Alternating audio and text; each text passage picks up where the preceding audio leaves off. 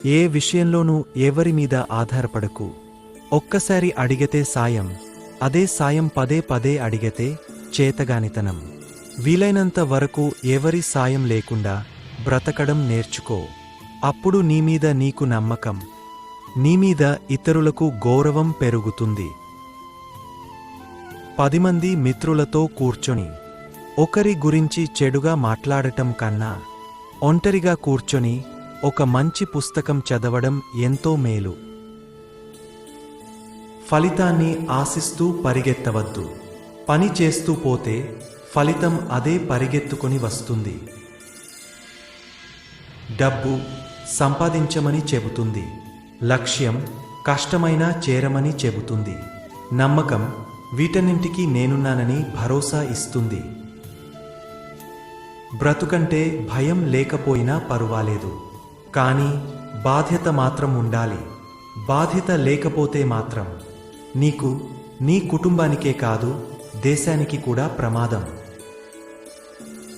నిన్ను ఎప్పటికీ వేరే వాళ్లతో పోల్చుకోకు. ఎందుకంటే సూర్యుడికి చంద్రుడికి పోలికే ఉండదు. సమయం వచ్చినప్పుడు అవి మెరుస్తాయి. నువ్వు కూడా అంతే. గుర్తుంచుకో, నువ్వు మనిషి శరీరంలో ఎక్కువ భాగం నీరే ఉంటుంది. కానీ ఏదైనా గాయమైతే మాత్రం రక్తమే బయటకు వస్తుంది. గుండె నిండా రక్తం ఉంటుంది, కానీ మనసు గాయపడితే మాత్రం కన్నీళ్లు బయటకు వస్తాయి. దేశం యొక్క ఉత్తమ మెదడులను తరగతి గదిలోని చివరి బెంచీలో చూడవచ్చు. వర్షం వస్తే పక్షులని వాటి గూళ్లలో దాక్కుంటాయి. గద్ద మాత్రం వానకు అందనంత దూరంలో మేఘాలపైన ఎగురుతూ ఉంటుంది. నీ అపజయాలను తప్పటడుగులని ఎప్పుడూ అనుకోకండి. అవి తప్పులు కావు, భవిష్యత్తులో మీరేం చేయరాదో తెలిపే పాఠాలు. జీవితం చాలా అందమైనది.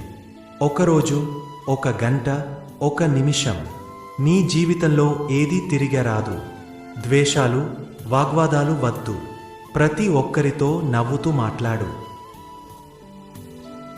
ప్రతి టీచరు ఒకప్పుడు విద్యార్థే, ప్రతి విజేత ఒకప్పుడు ఓడినవాడే, ప్రతి నిపుణుడు ఒకప్పుడు ప్రారంభికుడే. కానీ అందరూ దాటి వచ్చింది నేర్చుకోవడం అనే వారధినే.